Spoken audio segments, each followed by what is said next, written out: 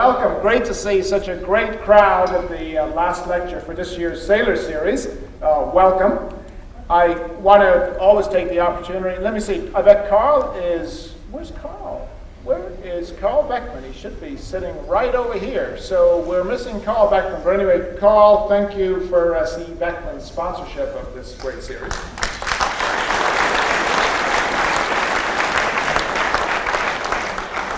Carl, you can see that we recognize your sponsorship on video. I also want to recognize Beverly Yacht Club and also New Bedford Yacht Club and Commodores Roy Tangen and Ray Cullen. Where's Roy and Ray? There is Roy. There is Ray. Thanks, chaps. This is a great tradition. We did it last year. We did it this year. Let's do it again. I think it's a fabulous way to close out and get ready for the boat launches. Okay, a couple of administrative points before we get into the meat of things. In front of me here is a beautiful launch. It's a model. I'm not sure whether you can see this properly, but it comes from Gene de Vargas, and it came into my office today. Gene is right here. Gene is from the Bay Area, and he's a good friend of João Tavares. João is a Azorian master shipwright, and after this lecture is over, you must see 3 exhibits. We're going to keep the galleries open. We opened up the Arctic Visions exhibit, which is a brand new exhibit in here in the Waddles Family Gallery. We opened up there's a model exhibit upstairs, which you'll be interested in seeing. Some of you have seen that already. But perhaps most importantly and pertinent for tonight, apropos for tonight, is João's half model of an Azorian whaleboat, which is really the sweetest looking model I've ever seen. The only one that we know of in the world. And João is staying with us for 3 months and building it, and is over here with a student from the Azores and other friends. Well, his friend, Gene de Vargas, wanted to come east to meet up with his buddy.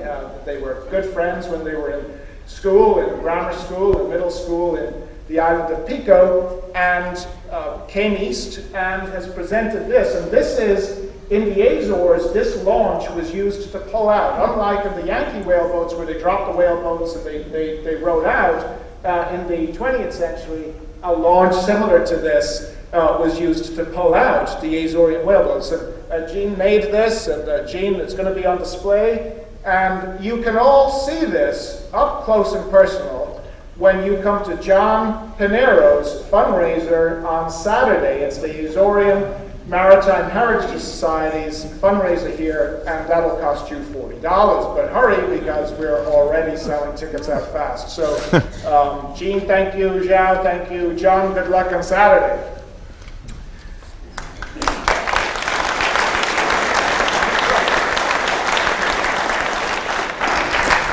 Good. If clapping translates into selling tickets, I think you should do all right there, John. So now the next date for you is May 24th, when we have our annual members meeting, and some of you will know Mary Ellen Chacoy, who's up here in the upper left, and Mary Ellen is coming on our board, so one of our 5 incoming trustees. And Mary Ellen, thanks very much for coming on the board again.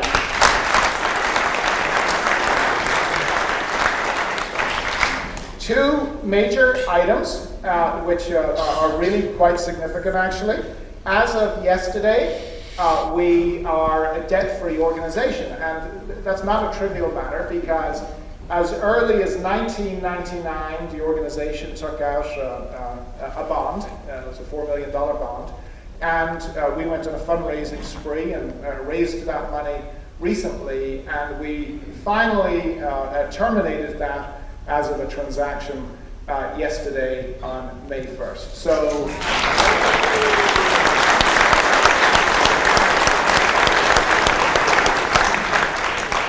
and I want to thank Gurdon Waddles over in the audience for being a lead participant. Gurdon, you're here somewhere. Gurdon, there you are. Great.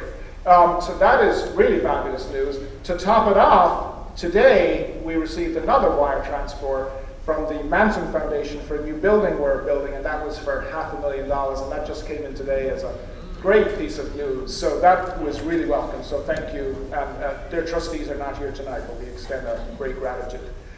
Okay, well now let me introduce Don Watson, who is known by many of you here today, at least half the audience, if we're doing our count right between the yacht clubs. Don, I want to thank you for really bringing the program to our attention. Kenny, it's been a number of years since we met, and when I was at Iris in Newport, and prior to that at Harrissoff, and been following your remarkable accomplishments over the years. So when this presentation, this program came to light that you would do this, we were delighted to do it, and Don, thanks for bringing it to our attention. You're also Rear Commodore at New Bedford Yacht Club, so good luck with that, and also for building many of the boats that you raced on. Built that boat. There is one right there. Exactly. And I didn't wear my PUMA sneakers today, but a Sperry is probably out there somewhere, I imagine. So with no further ado, our man from Bay Baron and New England Boatwrights, it's Don Watson. Don Watson, thanks very much.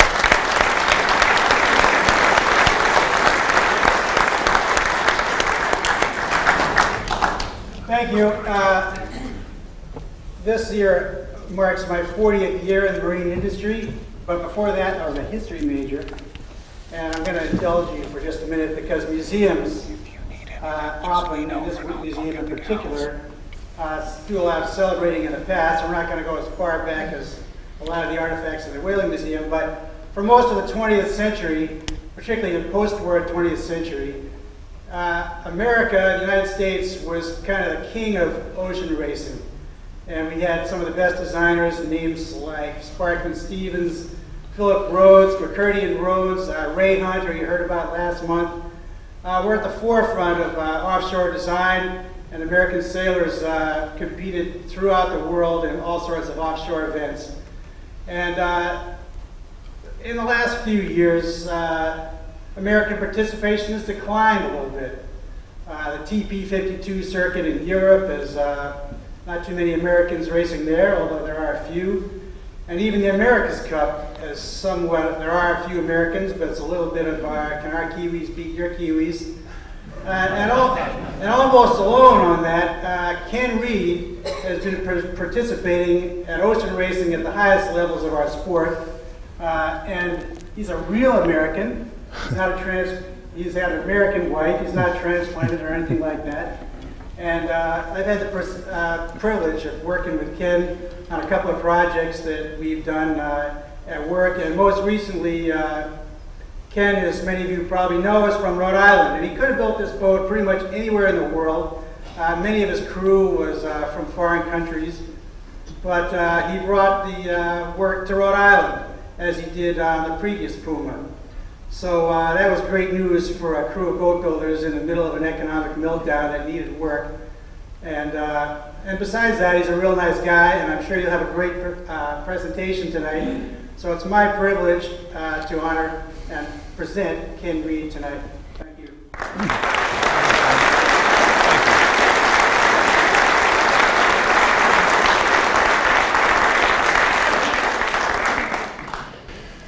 Sometimes when people do these presentations, when they announce me, I don't even know who the hell they're talking about. It's like, no, I'm not that nice a guy. First, Don, you know that. I'm not that nice a guy. It's an honor to be here tonight. I remembered that the last time I was in this room, we gave a presentation after the 2003 America's Cup. And this is just, first of all, when you have to give presentations, a room like this just makes it all worthwhile and makes it work. But secondly, the big thing on a night like tonight is how many friends, old friends, new friends, young friends. I met Freddie over here. That's the future of sailing in this country. Freddie, stand up. Show everybody what, there's the future of sailing. There you go. Plus, he's the only one wearing PUMA gear. The rest of you guys are in trouble.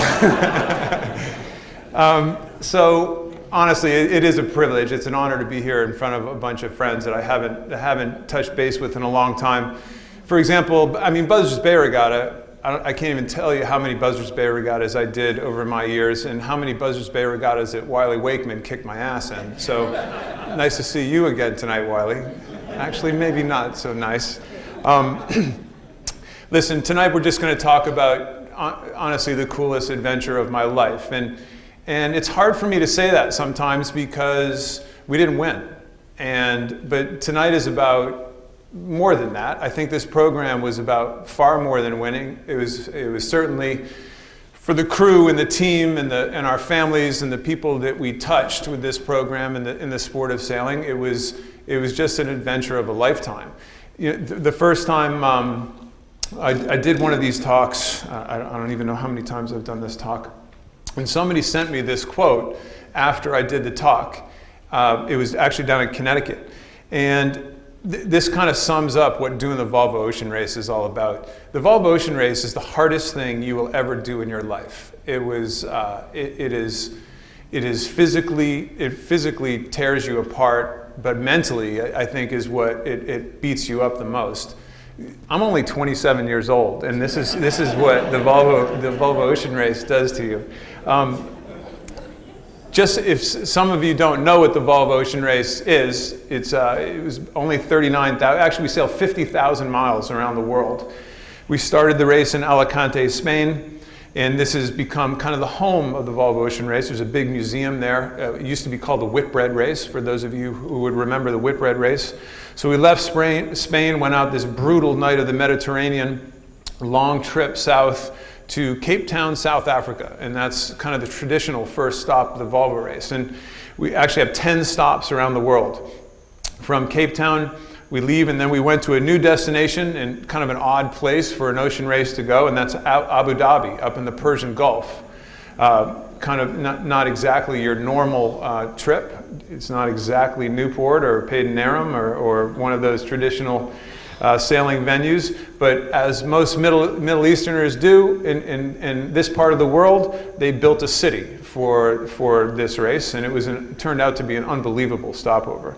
We left there to go to the next kind of strange spot, and that, of course, is China, down the Malacca Straits, the busiest shipping channel on Earth, and up to Sanya, China. And this, again, was just fascinating for us as sailors and as people, nothing like we'd ever seen before. Then a long trip to Auckland, New Zealand, and finally to a place in the world that really, really appreciated sailing. It was actually great. I've been there twice for America's Cup campaigns. It was honestly great. After going to Abu Dhabi and China, it was great to go to a place that clearly loved the sport of sailing. But we were only there for a week, and we left there and we went into the roughest leg of this trip, across the Southern Ocean, around Cape Horn, up to Brazil, and a new place, not to Rio, but to Itajaí. And we were really concerned that wasn't going to be a great spot, but it turned out to be spectacular. From there, up to Miami. Real shame that it didn't go to Newport. It almost went to Newport, and this next race will go to Newport, fortunately. From Miami, we went across just a quick little jaunt. At this stage, transatlantics are just quick little jaunts to Portugal, to Lisbon, Portugal, which was a great stop. And then if the race wasn't long enough, they sent you around the Azores, up to France, up to Lorient, France, and then finished at pretty much the biggest party I've ever been to, as only Irish can do it, in Galway, Ireland. So 39,000 miles as a crow flies. Actually, it was 51,000 miles we sailed to do that 39,000 miles. Of course, you never go straight. So these are just some fun facts that I get asked all the time. So I figured we'd just get them out in the open. 39,000 miles, like I said, 135 days of sailing to do, including, with those stopovers. There were 6 fully sponsored teams in this race, and fully sponsored, fully professional sailors. Really the best sailors in the world do this thing, and it's a pretty small pool of people who actually are capable of doing these types of races. Average leg length was 20 days, about 20 days. The last few were short ones. And then it's an 11-person crew, but of the 11 people, one person is specifically there to be a photographer. And it's a local, actually a guy from Newport, Ameri Ross was our photographer. And he's not allowed to do anything on the boat, but he can cook and he can bail. And honestly, and of course take photos. It is the worst job ever. So don't, if you ever get asked to be the media guy on a Volvo boat, say no. So this whole adventure took 8 months. But like Donnie was saying, the whole program took about two plus years, because you got to design a boat, you got to build a boat, and a little more on that later. We ended up 3rd overall. We won 2 of the legs, and we were the overall inshore winner. And just a little recap in history, this was the Whitbread race, which most of you probably heard of, the Whitbread Around the World race. And that was started, I think, in 1973. And I think this is the 11th edition of this race, of this particular Around the World race. So here's a couple more little fun facts. So our top speed on the boat going around the world was 40.06 knots. So 46 miles an hour. So when you're going home tonight, just stop at 46 for a second, hop on the roof, and let me know how it goes. So the most wind, the Southern Ocean leg, which you'll hear more about, was pretty brutal. Most wind was 65 knots, and that was, or 65 miles per hour, I should say, and that lasted, it felt like it lasted for about a week, or it kind of did last for a week. And down there at the same time, biggest waves were about 60 feet, but you don't really know. At this stage, they're just scaring the hell out of you, quite frankly. So the first video I'm going to show you is literally brand new, and it's actually not even embedded into this thing, so bear with me for a second. But this is a little bit of a documentary that we did. It took a long time to put together because I wanted to kind of make it just right. So it's an 18-minute trip around the world, and what this will do is set the story, set the stage for 2 particular stories that I want to tell you more about. So this is just kind of an overview. What's it like to go around the world? What's it like to be in one of these sailing programs? And I think what you're going to recognize for those who didn't follow the race is sailing has changed. I mean, it has changed big time.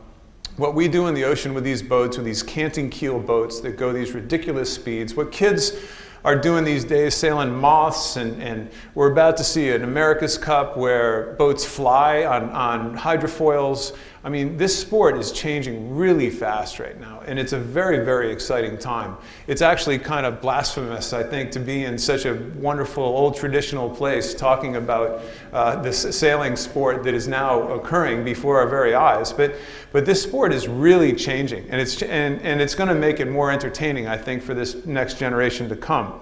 So while you're watching this video, keep track of the upper left corner, because that's the ticker. That tells you what leg we're on and how we're doing. Again, bear with me for a second. This is a brand new video, and enjoy your trip around the world.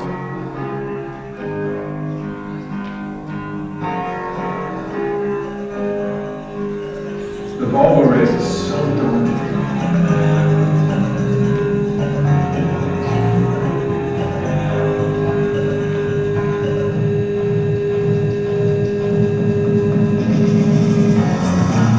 Getting better in our sport.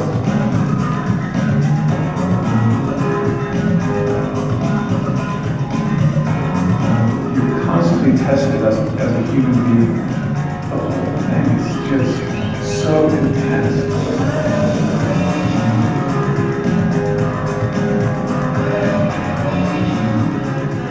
24 hours a day, there's no time to sleep, there's no time to do anything but fend off the intensity, the relentlessness of this race.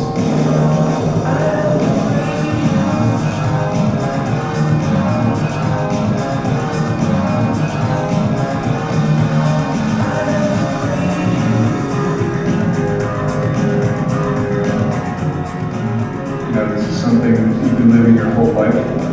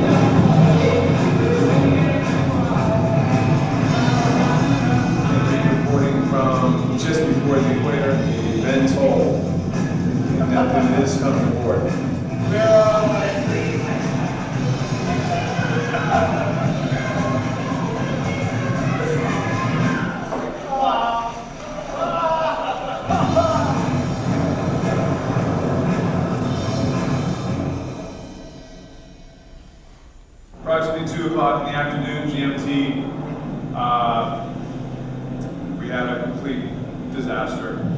Cruising along, and asphalt over the side.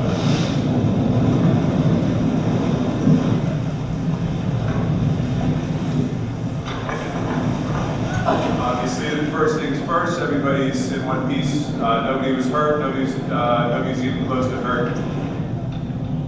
5 years. 5 years. How much food we have?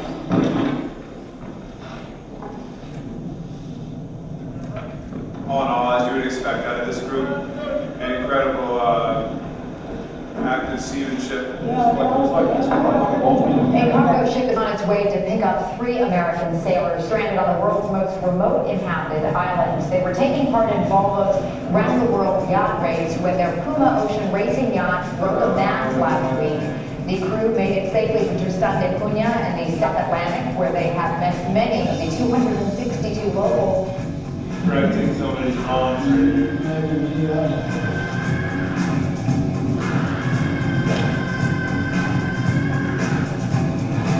not going to kill us, they're actually letting us eat, they're actually feeding us. The Tristan experience turned out to be one of the most fascinating things in any of our lives. Thanks for letting us play through, big guys.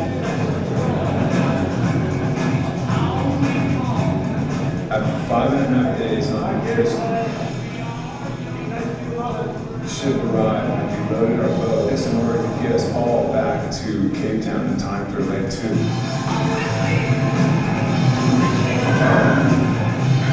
We hit the dock at about 2 a.m. in Cape Town. By 2 o'clock that next afternoon, ready to go sailing.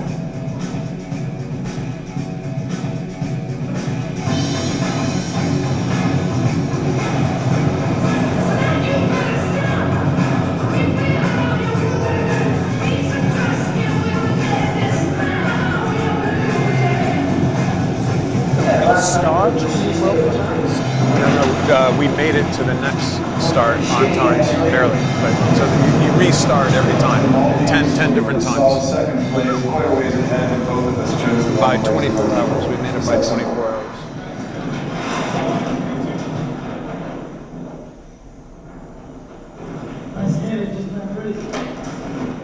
I just became ungodly superstitious. We just found a little hole. We had to do our nemesis for the first time in 4 days.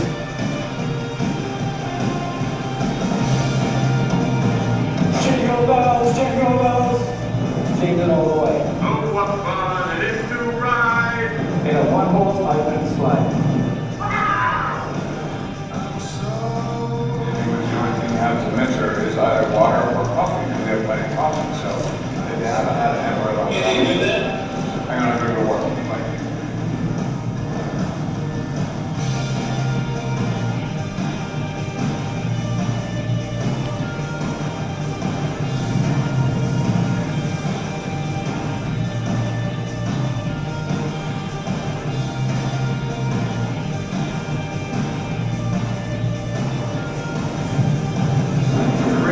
There's people that have been, taken and killed by pirates up there. Sometimes the real world is in the way of a little race.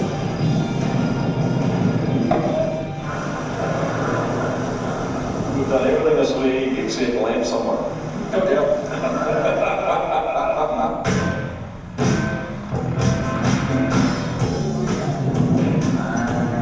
I made a really conscious effort this time. We're going to enjoy this. You got to stop every once in a while and look around and say, man, this is as cool a place on earth as there is.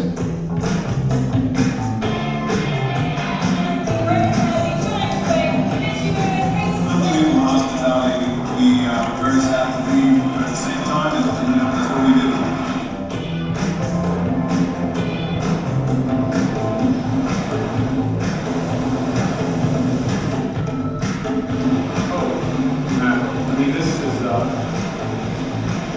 This is exactly what the travel brochure said it would be. Not very handy, those things.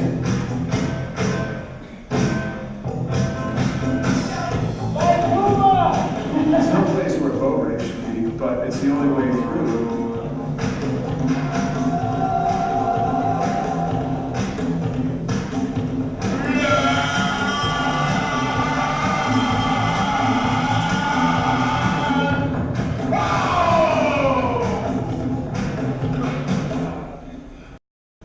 Philippines on the right and Vietnam on the left, and you finally get to China.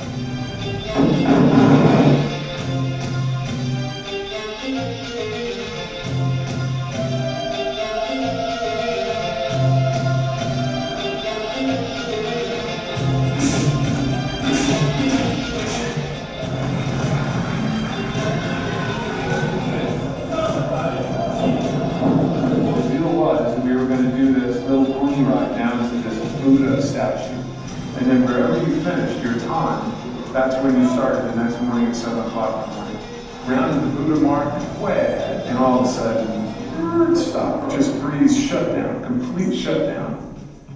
We finished 37 minutes after the rest of the group. And then last one here. Just are 37 minutes behind.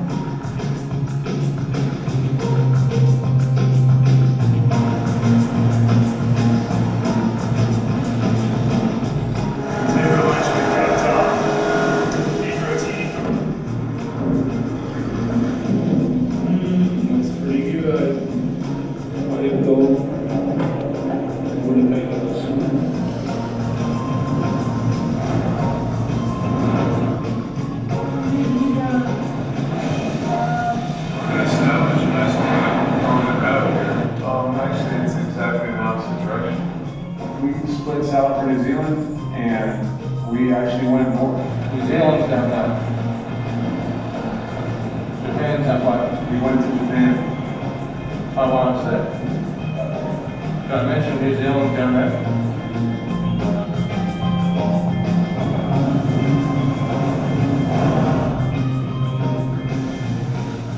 Quite frankly, we spent most of this life pointing in any direction but towards New Zealand.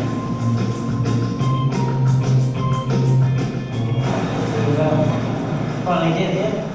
I'm slow back from China. PUMA, powered by bird propulsion and torque propulsion. That thing's flying too. Brilliant setting from there.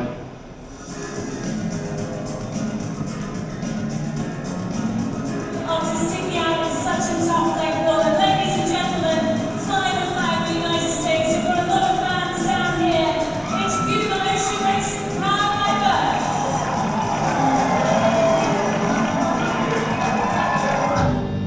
The worst part of every single leg is saying goodbye to your family, especially this one.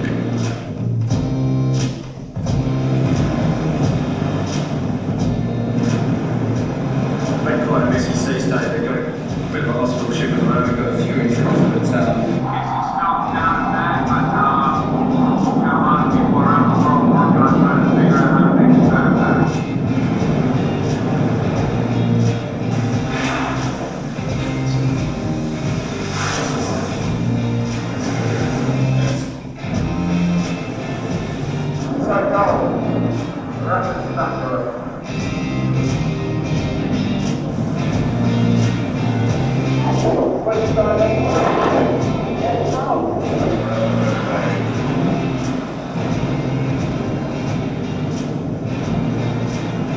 getting our two fallen contracts here healthy, which is a good sign, because we're going to need all 10 to take on what we need to take on here for the next week. So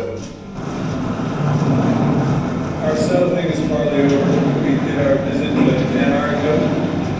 I tried to get a polar bear picture for my daughter. We didn't see one.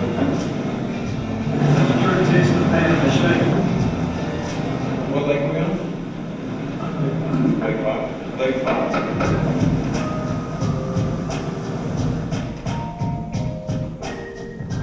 Official, we are being capable. that was an epic Southern Ocean voyage, that one. It was the hardest one I've ever done. Here's to Marmastro, and here's to the 11 people on board. We were the only boat that made it to Brazil from New Zealand in one piece.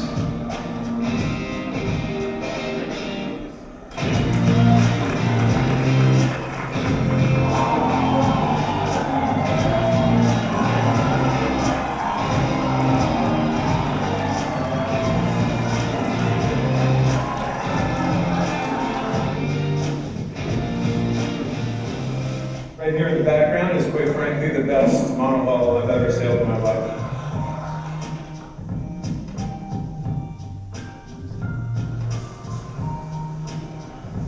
The people at New England Boat Works did this phenomenal job.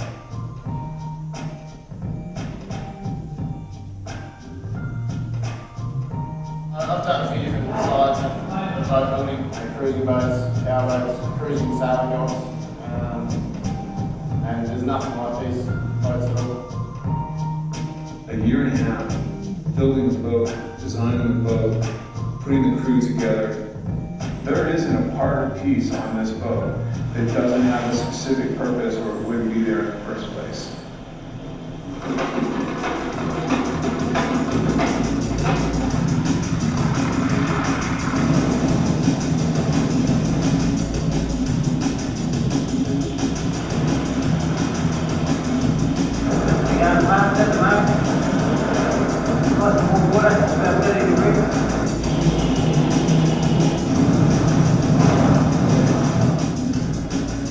I like the stars when there's a nice starry night and you're zooming along.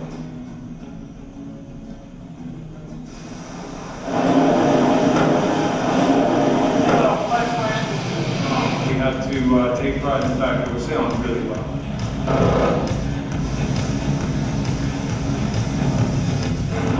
That's my dog, upside down, doing a stupid face. Boots, brand new boots, wool socks. I bring two headlamps, PUMA thermal fuzzy. If you can get 1 week out of every single item, you're doing well. This is not next to godliness on this boat.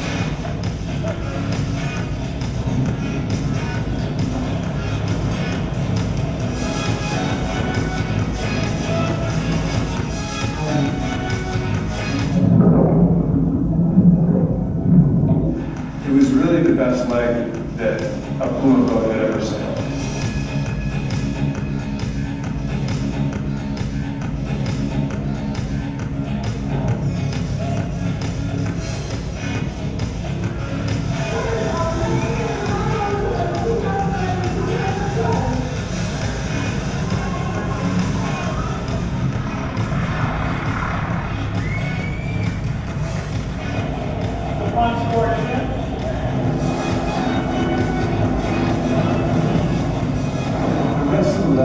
From Miami on, kind of all blur into one to me.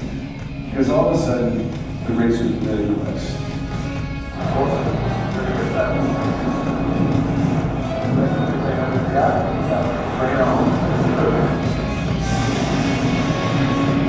Guess what? It's really, really windy. Drop those stars. About a line and a half of this on the island, and then we are ready to arrive. A lot of stuff going to get through and finish. We're in second place overall right now. This is unbelievable.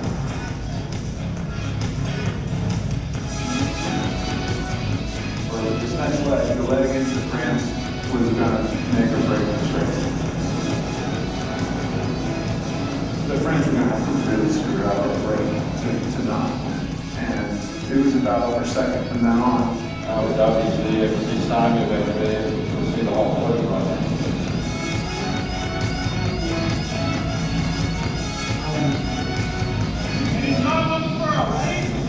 The race into Ireland, it really summed up our whole event. We are at Fastnet Rock and we're doing just fine. Thank you for asking. We sailed incredibly well. First round of Fastnet Rock, first all the way down the coast. We actually had a reasonable lead.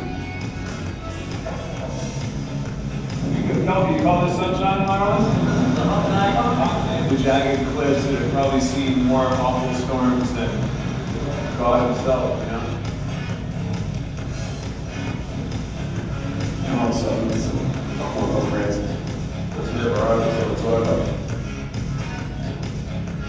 We didn't have a great last 5 or 6 hours, but you know what, son? You're just about to finish sailing around the world.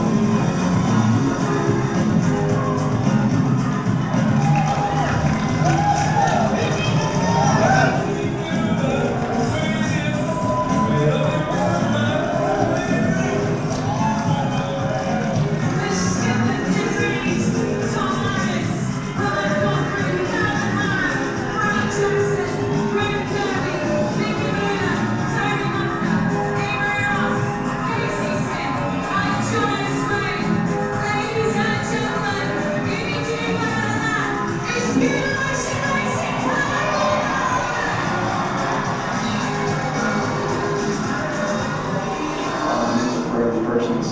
only hadn't broken your nose, you know? You can't think of it that way. It happened. That's part of sport. It happened. It happened. So you deal with it if you want. As always, we will make it exciting. I guarantee that. It makes you pull out management skills or survival skills that you didn't even realize that you had inside of you. But it's accomplishing the feat. I think that's the thing that you should be most proud of in the end. Well, 8, 9 months ago, losing our rig to now, we didn't think we were even going to be able to compete in the second leg, and maybe not even for the rest of the race, and now being on the podium. Everybody's safe. Everybody's going home to their fathers and mothers and kids and wives, and you think of what could have been and it drives you crazy. Think of what you did. Be proud of what you did, and for sure our team can do that. It's good to be alive, and it's good to have made it through an opportunity like this in one piece with all your buddies still intact. That's the best part of it.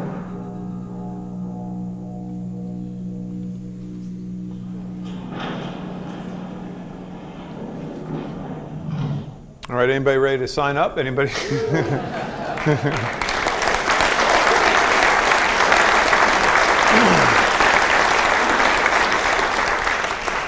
All right, so just before we get into a couple stories about the race itself, let's just talk about the boat for a second and the technology that goes into these things and why they're so fast. First of all, they're all carbon fiber. Everything on the boat, for the most part, is carbon fiber, except for the keel fin and the bulb itself. The bunks are carbon fiber. Every aspect of this boat is carbon fiber. It's just this space age material that allows the boat to be so light and so stiff that's why you can get these speeds out of these things. Even right down to the foul weather gear was completely custom made for us by PUMA. There wasn't an aspect of this boat that wasn't made to perform. And something like the foul weather gear, for example, I mean, that's the type of stuff that just makes you do your job better. It's really that simple. Even the toilet was carbon fiber. I don't know if any of you guys have carbon fiber toilets. Hands? Anybody? No? Now, do you have a gimbaling carbon fiber toilet? See, we went the extra yard on this one. It was really the only creature comfort we had on the boat was that little gimbaling feature, and I got to tell you, it's really nice. Even the paint job was as custom as any paint job. It was all hand painted because PUMA wanted to do these really cool graphics, but the hand painting was lighter than a sticker on the side of the boat, so guess what? We always chose the lighter option. There were actually only, I think there was only 3 computers technically on the boat. One was Ameri's, and this is what he used. He had to send off every single day 5 minutes of edited high definition footage through our satellite dome. And I think it was 10 really good quality photos. So, and the amount of effort he put in to get that edited 5 minutes of video was just incredible. And so this was really the only conventional computer that was actually on the boat. There were 2 other computers that are on the boat, and they were just strictly for navigation and for routing and for radar and all the stuff that we need to use to try to get around the world. And remember, we get every 6 hours, we get weather data sent to us from race headquarters. We're not allowed to get on the internet to do any of that stuff. The way the satellite is programmed, we couldn't get on the internet if we wanted to try not to get outside assistance. So every 6 hours we would get this big batch of weather files that we feed into the boat's computers, and that would help us try to figure out what the wind was going to do and how we should route our boat across these oceans. Actually, technically, there were 5 other computers. This was really the only other creature comfort we allowed, and that was an iPod. And we rarely, trust me, when you can get sleep, you get sleep. It had to be pretty slow going for people to actually be watching a movie like Shannon's watching here. So the boat itself weighs 14 tons. So it's a 70-foot boat that weighs 14 tons. Of the 14 tons, that bulb on the bottom of the keel fin weighs 7 tons. So that's half of the boat's overall weight on the bottom of that keel. And that keel actually goes back and forth, swings through 80 degrees, 40 degrees to one side, 40 degrees to the other side. It's called a canting keel. And that's what makes these boats so fast. They get high stability with very low weight. And so that's what makes these boats so fast. And it looks like a surfboard. I mean, it doesn't take a brain surgeon to know that you're going to skim along over waves pretty quick. You put a lot of sail area, a lot of stability, and a surfboard shape on a boat, and guess what? You're going to go really, really fast. I can attest to that. So this is actually kind of an interesting story, and actually, probably Donnie, this is going to horrify you, but we tried our hardest to blow the boat up one day when we had to do this safety test, and it's called the tip-over test, and this is part of the Volvo Ocean Race rules. And what you have to do is pull the boat over 40 degrees at the dock, and there's 2 hydraulic cylinders that actually tilt the keel back and forth. You have to take one of those hydraulic cylinders off, and you have to tilt the boat all the way up tilt the keel all the way up to 40 degrees out of the water using only that one ram. So what that does is put huge stress on all the fittings, on all the bulkheads that are created to hold this structure into the boat. And some of it, the carbon fiber is 1.5 inches thick in some places, just absolute carbon, no core at all. So this is really one of the scarier moments in the pre-race, but it's a great, honestly, from a sailor's standpoint, it's a great test. We want these boats to be safe. We don't want these things falling apart, but it's pretty strenuous for the guys who are doing the build. So this next little video clip is just a little home movie, and it's going to show you, you're going to hear creaking and groaning, and what that is actually one of the bulkheads that was housing just a safety locker actually tearing itself out of the boat while this test is going on. And then you're going to hear this kind of moaning noise, and that means the test is over and we're dropping the keel down, and then you see what happens.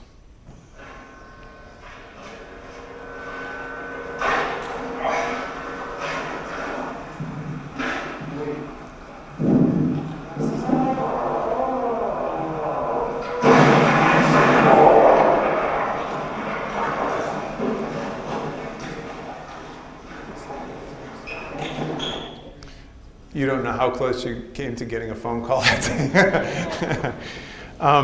So what happened was, well, I was on the dock. There were 4 people down below. The designer, the engineer, our boat captain, who's in charge of keeping all the fittings in one piece on the boat, and I think the guy who was in charge of the build. And they were all down below.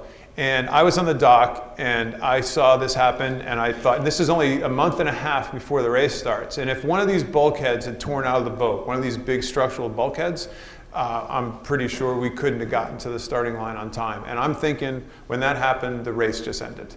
And it turns out it was a hose. It was a hose that blew off the manifold of the system that actually pumps the hydraulic fluid up.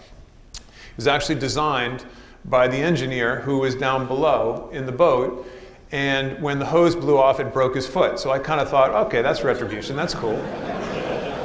I can live with that. Besides that, except for the fact that there was hydraulic fluid all over the inside of the boat came away perfectly unscathed. But I can tell you, pre-race, that was one of the scariest moments of the entire event for me, actually witnessing that happening and hearing the noises. So now, what do people get out of the Volvo Ocean Race? And I'm totally convinced that what happens in years to come is the stuff that we are trying now. And one of the big things this time around was this new product called 3DI. It just so happens to be in a company that I'm involved with now, so this isn't a sales pitch at all. This is just one of the things, I think, that has come out of this race. Not to mention carbon fiber and the building technology that goes into these boats. But sails got incredibly durable. We didn't break a single sail around the world, except for one that the tack fitting actually, a tack line broke on a jib, and the jib skied up to the top of the mast and tore itself in half in a 40-knot squall. But in any normal sailing conditions, we never broke a sail around the world. And trust me, we tried our hardest to break sails around the world. The amount of water that comes over the deck of these boats is staggering. And the amount of breeze you sail it in, because you only have 4 guys on deck most of the time, 4 or 5. And you know, you just try to tough it out through squalls, for example. And for those of you who haven't sailed across oceans, you can't imagine how many squalls. It's the squall world championships. You're just going from squall to squall to squall to squall, all the way around the world. And you tough it out with whatever headsail you have up, and you do a whole bunch of reefing, and you just hope that headsail is going to stay in one piece. It was actually just phenomenal how good these sails were. And especially when you think about the fact, like, you develop these light air sails, okay? This is obviously big light air jib. And here's the same sail from the back side. Now you start looking, the sail's kind of big. And in fact, the sail is actually, the sheet on the clew actually is on the very edge of the transom of the boat. So it couldn't physically get a single inch bigger, this sail. But the same sail, well, first of all, you do all this work, you measure it for all these upwind, light air conditions, and you get everything sorted out. But the way these inventories work and how fast these boats are, this same sail is also your 30-knot downwind sail. So it gives you an idea that the punishment that we're putting on the gear and the punishment that we're putting on the sails, I'm totally convinced trickles down into what people will be using for years to come. We are the guinea pigs of what happens. I mean, here's a number 4 jib as a staysail, and that same headsail, this is 25 knots of breeze off of Lanzarote, going about 29 knots of boat speed. And these things just stay in one piece, and that's how they have to get engineered. And if they don't, you lose. You're not gonna make it. So I think it's a wonderful testimony to all the engineers and people that do the products on these boats, because Lord knows we try to push them as hard as possible to make them light. And light means break, and you know, you got to find that happy medium.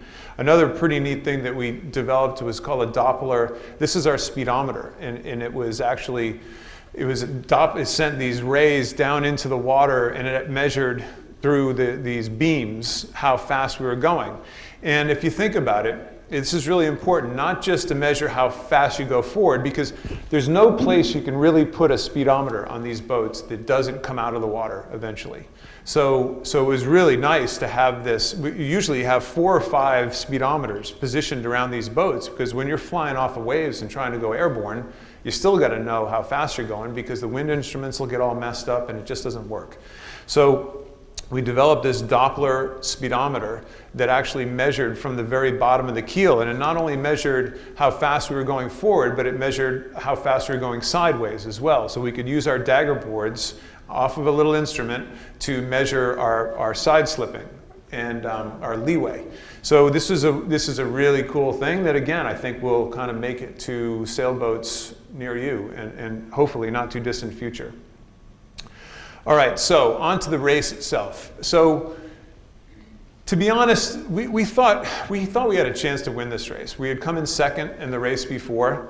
We had an unbelievable team. We had the right sponsor. We had the right budget. We thought we learned a ton from that first race.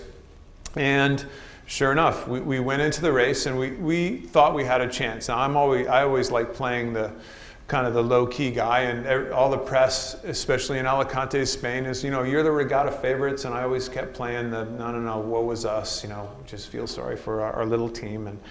And you know, we just got into it, and we started this race, but we really thought we had a shot at this.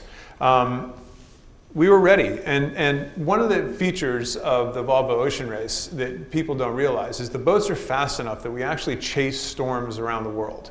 And you just don't go point A to point B. The boats are actually fast enough to find a storm, go way off course, get in front of this storm, and take off and stay out ahead of it. And that's how fast these boats actually are. You'd also be shocked to know that at these talks, one of the most commonly asked questions at the end of these talks is, what do you do at night?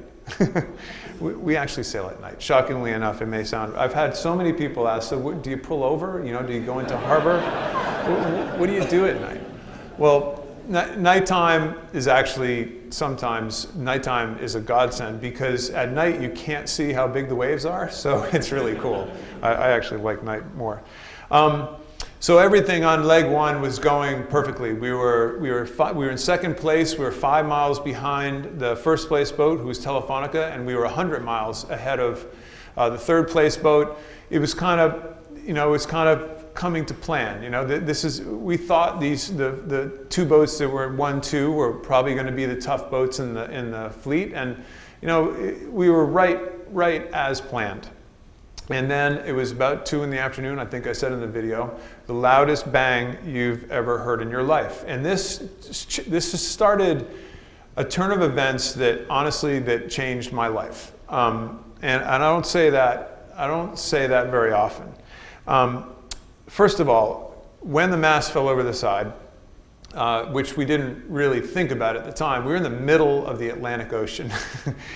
That's a really big place, the Atlantic Ocean, for those of you who haven't seen.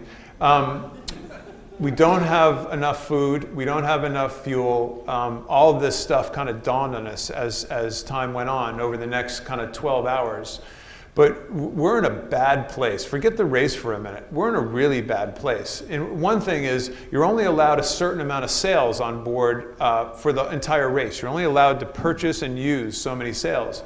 So we had to get sails out of the water because we had to somehow save the sails. And the second thing, a guy named Tony Mutter, who was on board the boat with us, who was one of our watch captains, he had dropped a rig in the middle of the Southern Ocean.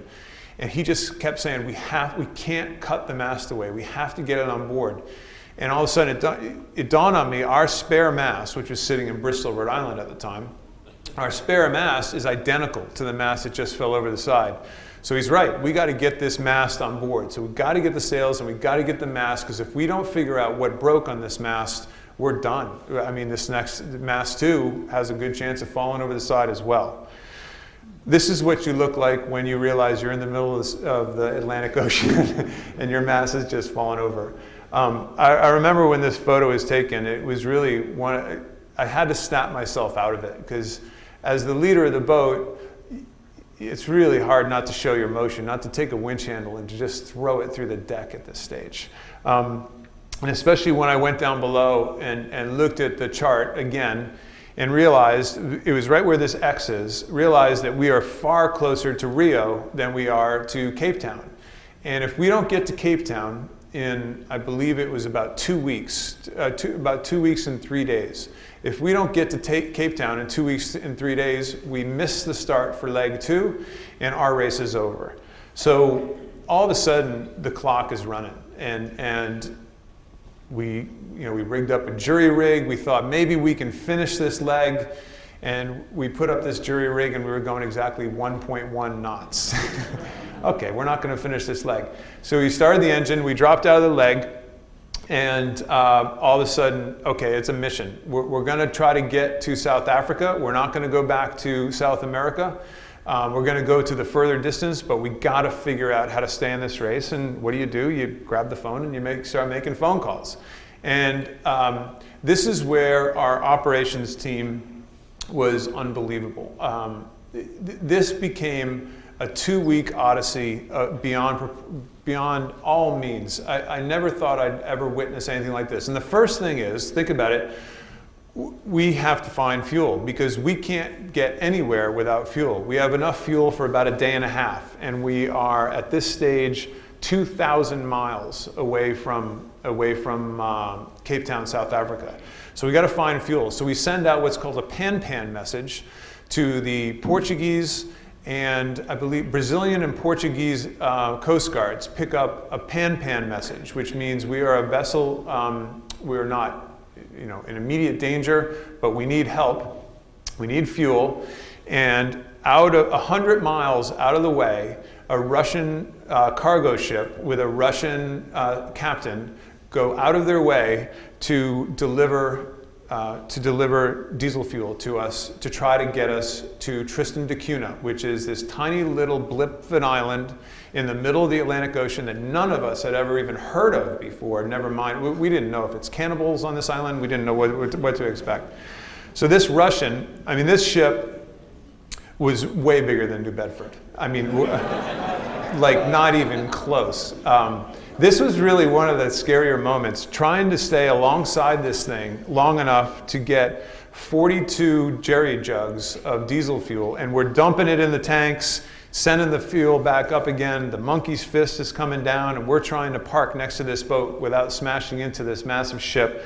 all the same time, the Russians didn't speak wonderful English, and quite frankly, my Russian is pretty rusty at this stage. So it just went on and on until finally we had enough fuel that we thought we could get to Tristan Da Cunha. And from where we were to Tristan was just about a Bermuda race. We had to power to Bermuda. So off we go for 3 days. And we did work. We worked on the boat. We tried to keep everybody's spirits high. What we realized very early on is nobody's ever won the Volvo Ocean Race or the Whitbread Race without finishing a leg. But fortunately, it's points. Everybody asks, well, you lost all this time, how could you even be in the race? Well, it's actually points. It's like a regatta. So you finish a race and you get points for first, second, or third. So we're not going to get any points, but still, nobody's ever won this race, or even been on the podium for that matter, after losing a mast. So it's starting to dawn on us what we're up against, the obstacles that we're up against. Also dawning on us what a tiny little place this place called Tristan Da Cunha is. This is actually from 70 miles away, a photo the evening before we got there. It's literally the peak of a mountain that comes out of the ocean in 4,000 meters of water depth. Is where Tristan Da Cunha just comes out of the middle of the ocean. I believe it's 3.5 miles wide.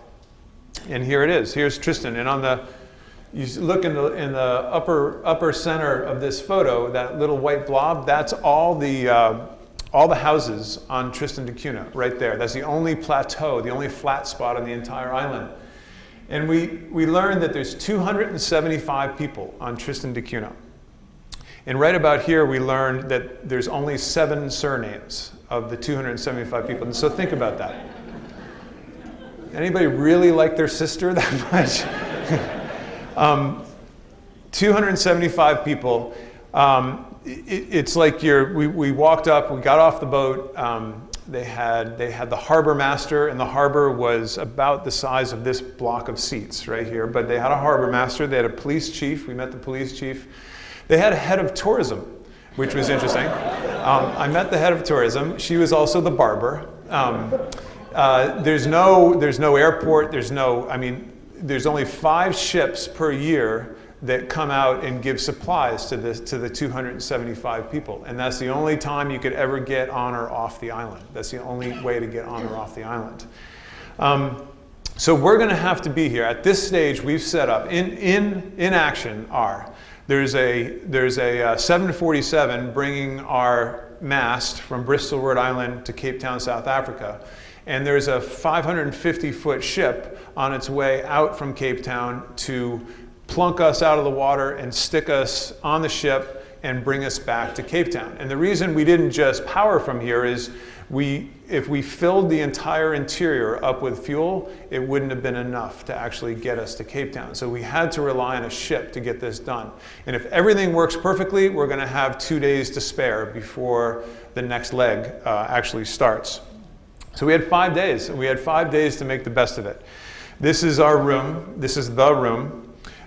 This is BBC One, and there's BBC One and BBC Two. Those are the 2 TV stations on this island, which are, if there are any Brits here, I apologize, but these are the worst 2 TV stations in the history of mankind.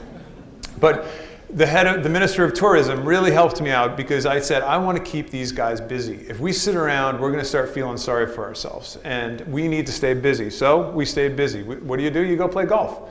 And they had a 9-hole golf course, which was in the middle of the cow patty, of course. The holes were the size of trash cans. And we played golf a bunch of times. I actually have the course record on Tristan Da Cunha, which I was very, very proud of. It's up the side of a mountain too, by the way, which is very interesting. All the while, our poor little boat is sitting about, 500 meters off the shore, anchored, and we kept constant watch. We always had 1 or 2 people on board the boat, because it's literally, remember, we're in the middle of the Atlantic Ocean. So the swells and the waves, and we had a couple little storms come through over those 5 days. And if we had lost our boat at this stage, I think they would have had the ship turn around and not actually come pick us up. We took it very seriously, staying on watch and actually doing a lot of work on the boat, because remember, we're going to have such little time by the time we get back to Cape Town that we have to have this boat back in one piece. The side is all smashed up. We don't have a mast. We're trying to figure out what actually broke on the mast. Well, finally, after 5 days, the ship showed up. And this was another unbelievable adventure. Trying in 2-meter swells, trying to pull a boat out of the ocean on a crane, on a ship, was unbelievable. The boat is swinging back and forth. We're trying our hardest just to keep the thing from not flipping back over the side again. We finally get it on board and start our next adventure. Our next adventure is 5 more days on board the ship. This is the last view, I'm assuming, I'll ever see of Tristan. If I see Tristan again, then things have gone horribly wrong. And I might add that these were the nicest, kindest human beings on earth. They took wonderful care of us. I mean, they literally eat what they catch. They're farmers. They actually the lobster industry is a huge industry on the island. They send their lobster, frozen lobster, back to South Africa. I guess it hit a chord when they said, do you want lamb or do you want beef for dinner one night? And of course the Kiwis didn't want lamb because they kind of like the sheep a little too much. And so we said, all right, beef. And then about 10 minutes later you heard, it's like, oh.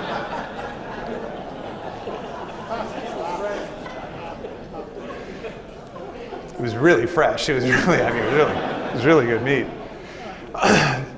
So off we go, our next adventure, 5 days with more Russians, a Russian crew with German engineers and Filipino crew on board the boat, who we of course befriended. It was the next incredible experience. I'd never been offshore on a ship before, how they lived, how they did their work, just the motion of the boat. We actually, down in the hold of the boat, set up the largest sail loft ever, and we fixed our sails. We actually put a container, before the ship left South Africa, it had to get our cradle, of course, for the boat, and we put a container on board the boat with all of our tools and a couple sewing machines, and we actually repaired the sails on the way back. So we made the best of our time all day long. Everybody worked all day long, and at night, they had a basketball court down below, of course, which you would have in any ship.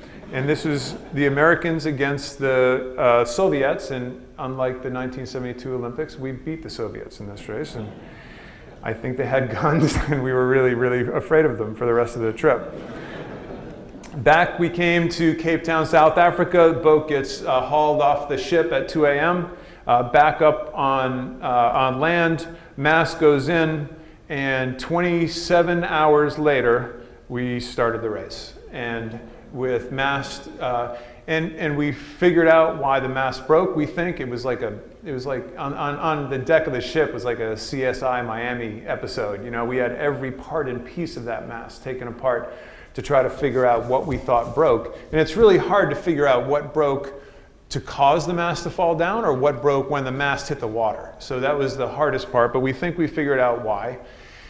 And off we go. And we're back in the race, and as the guy in charge of the team, it's my job to kind of try to keep things together. And really, honestly, in my life of trying to manage human beings, it was the most trying time ever, because this was a disappointed group like you can't even fathom. I mean, we were trying not to look at the obvious, like this is going to be nearly impossible to win this race, and try to keep things together. And it was really, really hard, but somehow we got it together. The next 2 or 3 legs were tough. We never quite caught back up again. You know, we were in such a great position speed-wise in that first leg, but every leg you get faster. And at this stage, we're just trying to make a leg. We're not trying to get faster. We're just literally trying to get the boat back in the water. We go to Abu Dhabi, we were okay, we were 3rd in that leg. We go to China from there, we're 4th in that leg. We actually didn't sail very well. We had a huge team meeting in China, and a lot of things came out on the table. A lot of guys very emotional at that meeting, and we kind of had came up with a plan. And that next leg to Auckland, New Zealand, we came in 2nd, and we sailed spectacularly. And it could have gone really bad. If that leg had gone bad, I think we would have been in the tanks for the rest of the time. But it wasn't until what is now called the roughest leg in the history of the Around the World race, that we finally had our success. And this was a huge turning point for us. This crew we had on board, not only are we still great friends, but these are the toughest group of human beings you've ever met in your life. And we just decided that we're better than this. We're gonna make this happen. Leaving Auckland was a really emotional day because our weatherman, who's a pretty subdued guy, said about 5 days before we left Auckland, said, "You guys are screwed." It's like, okay, so what does that mean in English? This is the biggest storm I've ever seen in my life brewing out in the middle of the Southern Ocean, and it's not moving. And you guys are gonna be right in the middle of it. I'm like, so how big? And it hadn't happened at the time, but as it turns out, the storm that we sailed through in the Southern Ocean was 30% bigger than Hurricane Sandy, to give you a little bit of an idea. So we're gonna leave Auckland, and I mean, what else do? You go sail across the Southern Ocean, the largest storm you've ever seen. Ice, snow, waves for 12 days straight. That's how long it took to get around this massive storm and from Auckland, New Zealand to Cape Town, South Africa. On day one, Casey Smith, our bowman, blew a disc out of his back, and he was in his bunk for, I believe it was 7 days. Thomas Johansson, pictured here, one of our drivers, got washed across the cockpit on night number one and dislocated his shoulder, and he was in his bunk for 3.5 days. And then Jonathan Swain blew his elbow out 2 days into it, and it was the size of a small basketball, and he was in his bunk for another 3 days or something. So you have 10 people getting through the worst conditions ever in a make or break leg for your event. This is it for us. And we're down to 7 on deck all the time. And to say there wasn't much sleep is the understatement. There was only 3 of us who could drive at this stage in the types of conditions that we were in. And it just kept getting windier, and it just kept coming, and the waves just kept getting bigger and bigger and bigger, and the snow and the ice, and you're freezing. And if you have more of a slit where your eyes are, you get frostbite. Romy Kirby got all kinds of frostbite on his cheeks, and it just kept coming. You know, every once in a while the sun would come out, and then all of a sudden you sail into another huge black cloud, and it just kept coming. And the only word that kept coming to mind was relentless. And you find that you couldn't really sleep much, because by the time you got your gear off to get in the bunk, and I had 11 layers on top. I had 4 layers on my bottom, 11 layers on top. By the time you got enough layers off to actually get into your bunk, you had to get back up again and get on deck. So you finally just slept anywhere. This is just sleeping on the nav station. Get any sleep you possibly can to get back on deck. Frostbite, blown up hands. This was pretty common. And it's hard to imagine, but this is literally going downhill. This is at a 20-degree angle going downhill. And like I said before, nighttime was great because you couldn't see how big the waves were. It was fantastic. Daytime is like, holy, as soon as the sun came up, it's like, oh man, what are we doing out here? And this is as far away from land, you know, where we're sailing through this ocean, this is as far away from land as any place on Earth. So just to give you an idea, the only salvation is the other boats in the fleet. If something happens to you, there's no helicopters, there's no planes that can come get you. You're relying on the other boats. So about 2/3 of the way across the Southern Ocean, just getting mashed. All of a sudden, one night it got really windy. That was all the light stuff that you've seen. One night it got really windy, and it blew 60 that whole night. And four of the boats broke. Only two of us survived that night in one piece. And it was ourselves and the French, and it was very clear in the sked. Every 3 hours you get what's called a sked, a schedule. And it was very clear that the 2 of us backed off more than the others. The others were almost up to normal speeds, and we probably backed off 3 or 4 knots, and we had clearly taken down our kites at that point. And we're just jib and mainsail still averaging 20, 21 knots. But that's backing off at that stage. The other 4 boats all broke to the point where they struggled to get to South Africa in one piece. Ourselves and the French were the only ones that were in one piece after that, and we continued our race, and off we went. And every once in a while you see a whale. Your only friends out there are whales and albatross, and that's it. And at this stage, it's really scary as the skipper, because you know that your safety net is just the 6 boats out there, but the other 4 boats are broken, first of all. So I kept calling the race office, should we slow down? Is anybody in danger? And they would say, wait 1, and about an hour later they come back and say, no, everybody thinks they're okay. And about, I don't know, a dozen times over that 48-hour period, I got in touch with the race office and just kept saying, tell us to stop now. If somebody needs help, tell us to stop now. Because the second leg I ever did in my Volvo experience, second leg, and this is 3, 6, 9 years ago, a boat sank and a sailor lost his life going across the Atlantic Ocean. So as the skipper, that's the scariest part, is safety. And I just want to make sure that through this ruthlessness, through this relentless weather, that we're not going to have to turn back around and go upwind to go try to save somebody. Because the chances of us, in the conditions that we're in, the chances of us actually making it back are probably pretty slim as well. And then, of course, there's this button. This is the button that you never want to push. This is the man overboard button, and it's right by the steering station, and it's bright orange, and it feels like it's like a laser beam sometimes. It's staring in the face, because 8 times on this leg, the helmsman got blown off the wheel by a wave and was literally laying in the back of the boat. It happened to me twice. You're laying in the back of the boat at the very end of your tether, and you're just thanking God that the line is still in one piece, while other guys are diving for the wheel to make sure you don't spin into a Chinese jibe or a really vicious broach. So that's how bad the waves were. They would just sneak up on you, and before you know it, they're just breaking over the top of you, and there's nothing you could do about it. And that little clip, that little aluminum clip, and that little piece of rope is what saved 8 separate times, saved the person from getting washed out the back of the boat.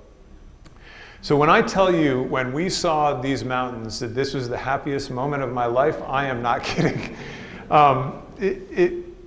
Just amazingly, about, I don't know, 6 or 8 hours before we got to Cape Horn, the breeze started to die down, and we were literally sailing out of the front. We had started into the back edge of this storm, sailed around the center, and we were actually parking out of we were actually getting out of the front edge of this massive storm as we rounded Cape Horn. And this is Cape Horn. And this is, I mean, just, I guess emotional is, you can't even fathom how you feel at this stage, what this is like. You're just thinking, we lived, we made it, we're heading north, we're heading towards home. I mean, the Atlantic Ocean can be brutal, but what could it do to us that wasn't done to us over the last 12 days? John O'Swain has gone around Cape Horn 5 times, and when I said, well, what's your feeling? He said, that's 5 times too many. So Jono's been around 5 times, Brad Jackson was around 5 times, Tony Mutter's been around 4 times, and the rest of us on the boat, except for Rome, Kirby, and Ameri, have been around twice. And to the man, everybody agreed that was just the hardest 12 days ever, the hardest leg any of us had ever done. And at this stage, there's only 2 of us in the race. So what do you do when you go around, have some fun? You drink and smoke. What do? You celebrate. We brought a bunch of Cuban cigars from New Zealand and had a bottle of rum for the occasion, and everybody got out of their bunk. And by this point, everybody had mended, and this was just one of these moments. I have this photo on my desk. I think I always will for the rest of my life. But this is just one of these moments that this 11 group of the bond that this 11 people will have for the rest of their lives due to what we just went through will just be something that's just special and something that we'll remember for the rest of our lives. So all of a sudden we had 9 more days, and what you don't realize, you go around Cape Horn, you think, oh, we're almost here. We got 9 more days to go to get to Brazil. We actually parked ourselves in this big high pressure system, just the way the weather worked. Groupama, who was the French team, who was with us only about an hour and a half ahead of us at Cape Horn. After all that, they were only an hour and a half ahead of us. 2 days later, their mast fell over the side. So all of a sudden, we're by ourselves. It's like, okay, how can we screw this up?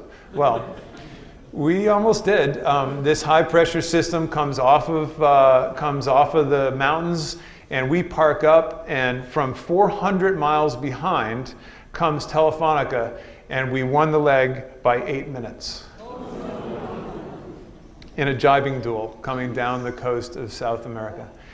I mean, you can't make this stuff up. I swear, I'm not making this up. Coming into Brazil, we didn't know what it was going to be like, and all of a sudden, we figured out what it was going to be like. There were 100,000 people waiting for us when we got to Brazil. This was one of the craziest scenes you've ever seen in your life. The girls are really ugly in Brazil, so I would highly recommend not going there. I remember this moment. We were just, there's tears running down your face, you're jumping with joy, you're hugging everybody. This scene just, it was surreal. And it was something, it's like, this is why we do this. It's amazing how fast the human mind can forget the agony that you've been through.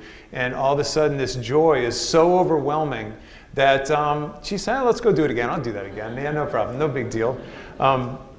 It was a moment that it was a time that none of us will ever forget. It got us, all of a sudden we got back into the race. We were first in that leg. We sailed our best leg ever in the next leg to Miami. We won that leg. And all of a sudden we've gone from the cellar to third place in the race. And the race is on for the right. We got as high as second place.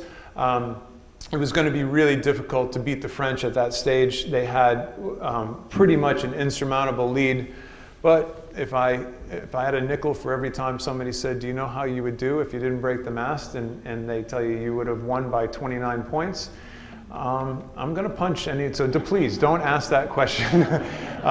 You know, like I said in the video, it's just part of sport. It's part of what we do and why we do it. And when masts fall down, or you trip and fall in a marathon, or you know, you break your stick playing hockey, or whatever happens, what happens, happens. And I couldn't be more proud of our team for toughing it out, dealing with adversity like we did, turning it into success like we did, in the end, making a good run of it, getting on the podium. We were, at the end of the day, we were 2 points out of second place when it all was said and done, and we lost, in first place, I think it was 15 or 16 points, and we lost 40 on the leg that we broke our mast. So not perfect, but at the end of the day, something to be very, very, very proud of. So before we finish up, and we'll take a few questions after this, but here's one more video, just if anybody's thinking, okay, maybe this is something that might be fun to do, this will definitely turn you off.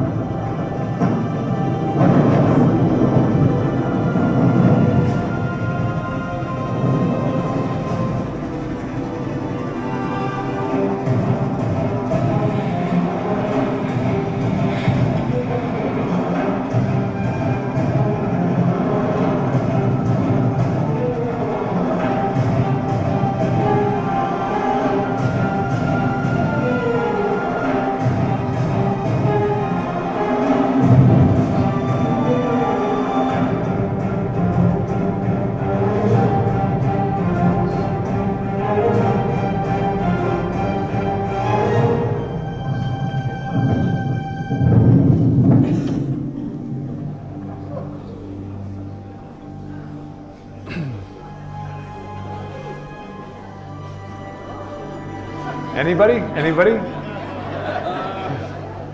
You want to do this race? Is that right? You want to stand?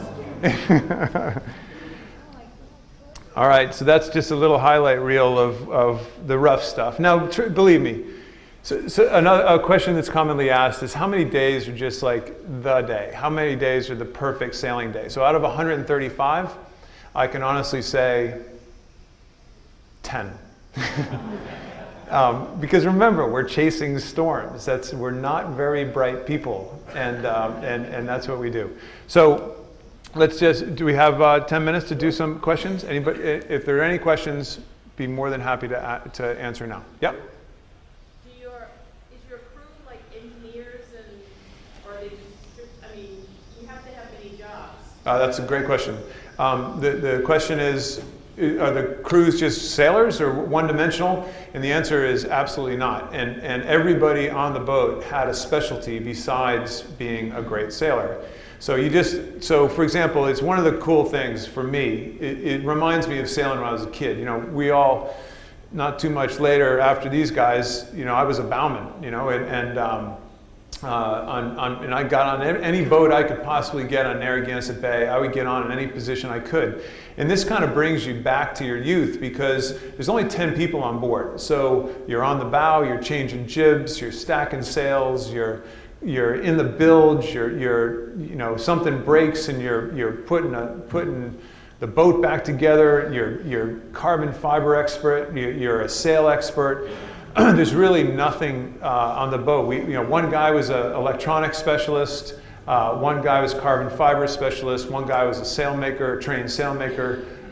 Really, there was no aspect of keeping this boat in one piece that we didn't have a specialist for, and that's one of the cool parts of this race. You just don't get pigeonholed into being a tactician or a trimmer or a helmsman because you have to do everything, and it's really the fun part of the race, to be honest. Yeah, right here. Did you ever discover why the mast came down? Yeah, the question is, do we discover why the mast came down? And the answer is yes. And it turns out because the second mast came down, we were probably right. We found one piece on the side of the mast, and it's called a hanger pin. And what it does, it attaches the diagonal shroud into the mast. So it's not the mast that broke or the shroud that broke. It's it's one of the very few stainless steel pieces on the boat. It's a pin. It's threaded on one side and threaded on the other side, and it threads into the mast and into the shroud. And that was snapped clean in half. And that shouldn't have happened when the mast fell over the side, and we sent it off to a metallurgist, and it was human error. It was made out of the wrong material.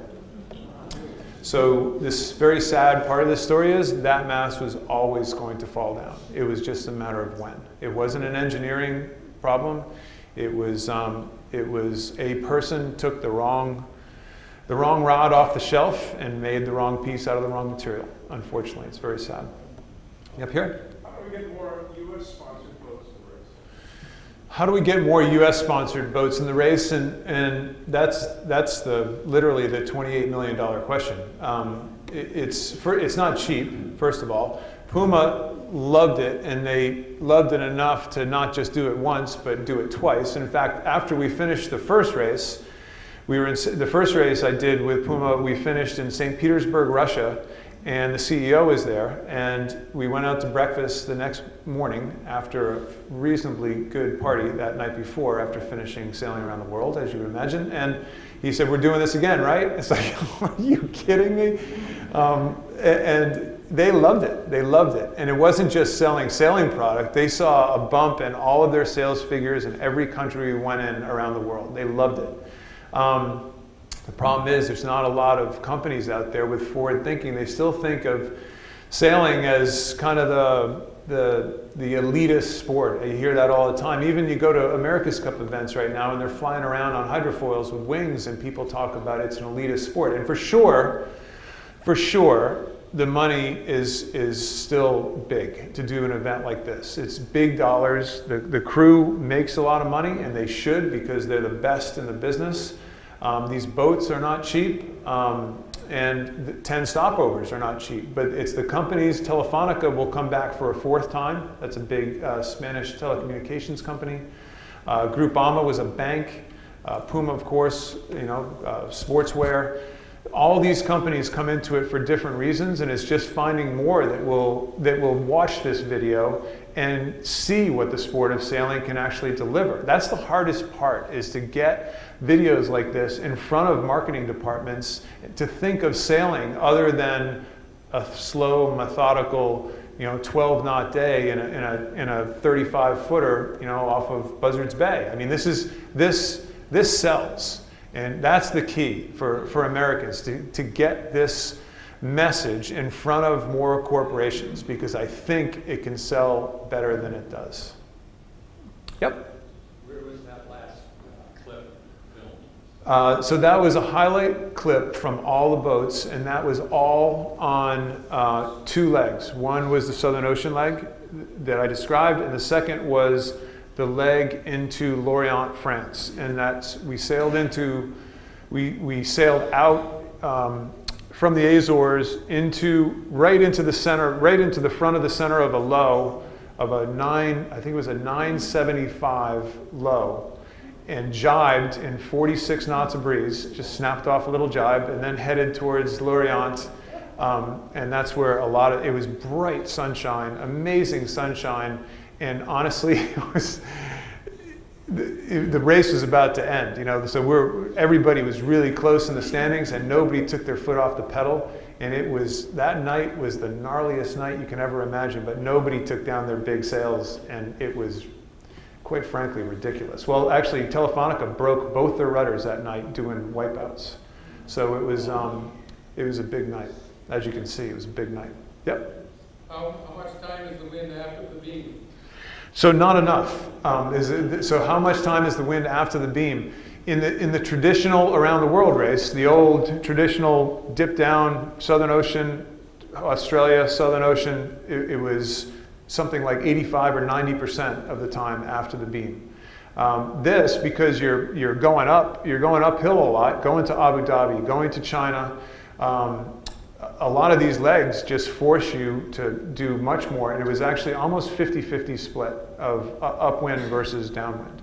So, and trust me, that's no fun. It's like living in a bass drum. That's what these boats are like. It's just constant pounding, pounding, pounding when you're going up over these waves, going upwind, and it's not a blast. It's not great. Yep? Kenny, what's your take on the new boats, the 65? So the Volvo Ocean Race, 6 boats is not enough. Everybody agreed with that. I mean, 6 of the most competitive boats in the history of the race, of course, but from a sponsor's standpoint, it's not enough. And Volvo wanted more boats. So they made a decision at the end of this last race to take this race in a direction that it's never been, and that's to go one design. Now, a lot of people think, all right, well, that's a great idea. This will finally be person against person, and hopefully it should help reduce costs. And that's really the big ticket, is they're trying to reduce costs in order to attract more sponsors and more boats. Personally, I'm not a fan of it. And the reason why is people talk all the time about the America's Cup or the Volvo race being very expensive and not enough entrants. But you know what? That's what those races are. They're about development. They're about making the fastest boat. They're about the designs and the construction and all the stuff that goes into making these programs. This race is about to change completely and change forever. It's about to be a one design race, and it's about to be like sailing your J80 out here. Nothing wrong with that, but I mean, it's about to become much more standardized. And quite frankly, I think it takes a lot away from the race. I love trying to create a better boat. I mean, that's just what I've enjoyed my whole life. And I hope I'm wrong, by the way. I put a little dangle a carrot here. I hope I'm wrong. I hope there's 20 boats in this next race. But I'm just not so sure it's enough, and I just think that the basic DNA of this race is now changed forever. And maybe the economy changes and more companies get into the sport of sailing, and maybe we see it come back to being a development race again. But for the time being, these boats will be great. The crews will be spectacular. It'll put on a great show. But it's changed. It's now different. We'll take, how about 2 more? Yep. Yep. I just read that you're not going to do the next one. I am officially not doing the next one. You heard it here first. Actually, I told my wife first. She's actually sad. My wife has the greatest job in the world. She goes to any country she wants while we're out sailing in the ocean and follows her husband around the world the smart way on an airplane. So the reason I'm not doing it is kind of, well, twofold. One is this is a young man's game, and it's getting younger by the day. When you see these kids, when the America's Cup cranks up at the end of the summer, and you see these guys on these America's Cup boats, and you see the young guys we had on this boat, fitness, athleticism, our sport is changing before our very eyes. These new boats are for athletes, and it's that simple. I'm 50 years old, and you know, it took a lot. This one took a lot out of me. I think I could do another one, but I don't like even entering something if I don't think I have a chance of winning. And the other big part of that is the money. It's really hard raising the funds. And at the end of this, PUMA said that they weren't going to do another one, and I'm not sure even if they came back and said they were going to do another one, I would have been up for it. I was tired at the end of this one, really tired. Raising the money is hard, and that's, I think, almost harder than the sailing side of it sometimes.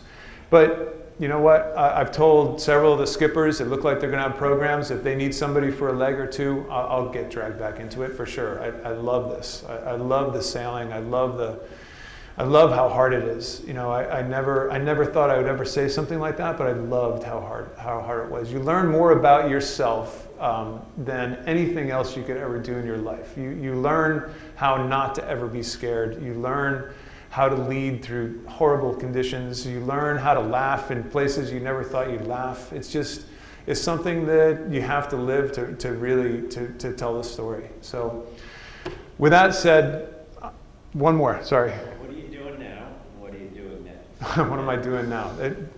You do not work for North Sails, do you? Because this is a great pitch.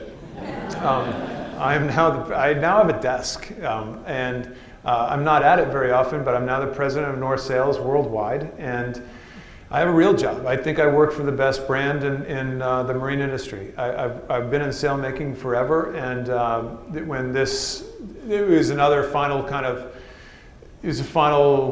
nail in the coffin of not doing another Volvo race. When you have an opportunity like I have with North Sails now, you take it. It's that simple. When you grow up doing what I do, and when you love sailing as much as I love sailing. And I also think it allows me to continue to do stuff like this. It allows me to continue to try to be at the forefront of this sport and to keep trying to promote it, and try to keep getting more people to do it. It's, as we all know, it's an uphill battle, and we just all have to keep taking to the battle. We have to keep trying to convince more people how much fun this sport that we all love really is, and why they should do it. And I think this position that I'm in now is a wonderful opportunity to do that, supporting things like the Oliver Hazard Perry Foundation, trying to build a tall ship to get kids out in education, to come support something like this. I mean, the fact that you guys are debt-free in this place is just phenomenal. That this is, my daughter and my wife and I came here a dozen times over the years as just to come and check out the museum.